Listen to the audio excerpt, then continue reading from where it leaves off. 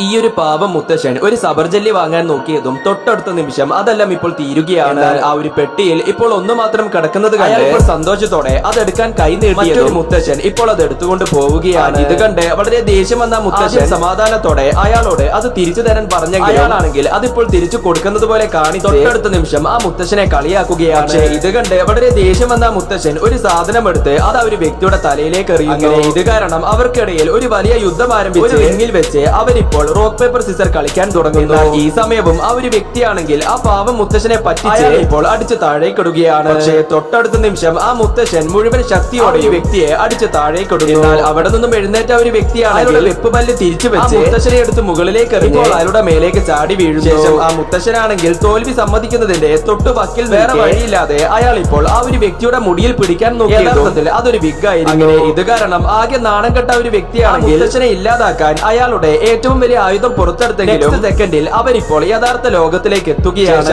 അതിനിടയിൽ അവർ ചിന്തിച്ചു കൂട്ടിയ കാര്യങ്ങൾ ഓർത്ത് അവർക്ക് തന്നെ ഇപ്പോൾ ചിരിയടക്കാൻ സാധിക്കുന്നില്ല.